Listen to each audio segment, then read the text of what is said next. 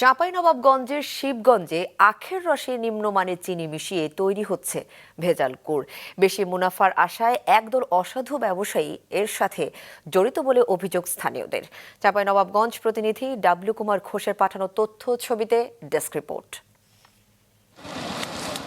পাত্রে জাল দেওয়া হচ্ছে আখের রস। লালচে হয়ে এলেই তাতে মেশানো হচ্ছে ভারত থেকে আমদানি করা নিম্নমানের চিনি, চুন, সোডা ও হাইড্রোজ।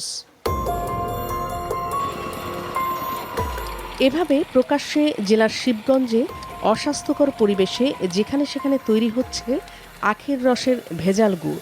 বিক্রি হচ্ছে বিভিন্ন হাটবাজার ও কানসাটের বিভিন্ন আড়তে। মানুষ না বুঝি কিনছে সেসব।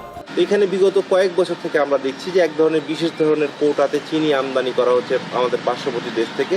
এগুলো ভেজাল দিয়ে চাষিরা বাজারে বিক্রি করছে। আমরা যেহেতু যে ভোক্তা হিসাবে এই জিনিসগুলো গ্রহণ করছি, গুড়গুলো খাচ্ছি, তো আমরাও আসলে এই বিষয়টাতে শঙ্কিত যে আসলে আমরা কি খাচ্ছি। এই জায়গাটা নিয়ে কর্তৃপক্ষের অবশ্যই তদারকি করা উচিত এবং যাচাই বাছাই করা উচিত। আখ চাষি ও গুড় উৎপাদনকারীদের দাবি, গুড় ভালোভাবে জমাট বাঁধানোর জন্য চিনি মেশানো হয়। তা নিম্নমানের কিনা তারা জানেন না। আমরা ভালো জেনে দিচ্ছি, কারণ পরীক্ষা করতে যে খারাপ হইতেও পারে, ভালো হইতেও পারে, এটা পরীক্ষা করতে হবে। তাহলে এটা আমাদের জানা নাই। Double million offer, Walton fridge কিনে পেতে পারেন 20 লক্ষ টাকা, রয়েছে কোটি কোটি টাকার নিশ্চিত উপহার। আমদানি করা চিনি, চুন বা বিভিন্ন ধরনের অন্যান্য কেমিক্যাল মিশ্রিত করা হয়। অবশ্যই সেটি মানব স্বাস্থ্যের জন্য অত্যন্ত ক্ষতিকর। সর্বপ্রথম আমাদের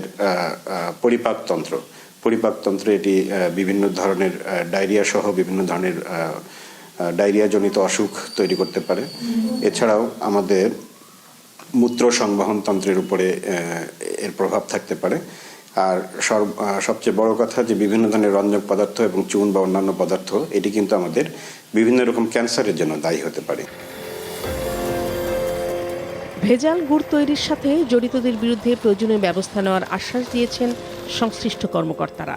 যদি তারা এই ব্যাপারে সচেতন না হয়, সেক্ষেত্রে অবশ্যই রিঅ্যাক্টিভ অ্যাপ্রোচ বা আইনি প্রক্রিয়া যেটা হয় সেই প্রক্রিয়াতে আমাদের আগাতে হবে। এবং সেটা অবশ্যই আমরা নিরাপদ খাদ্য আইন অনুযায়ী আমরা বাংলাদেশ নিরাপদ খাদ্য কর্তৃপক্ষ, একই সাথে জেলা প্রশাসন, উপজেলা প্রশাসন সবাই একসাথেই এই ব্যাপারে কাজ করব।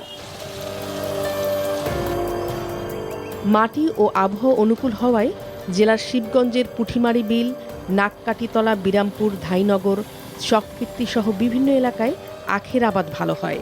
আর সেখানে আখ ক্ষেতের পাশেই নিম্নমানের চিনি মিশিয়ে তৈরি হচ্ছে ভেজাল গুড়। মাছরাঙা নিউজ ডেস্ক।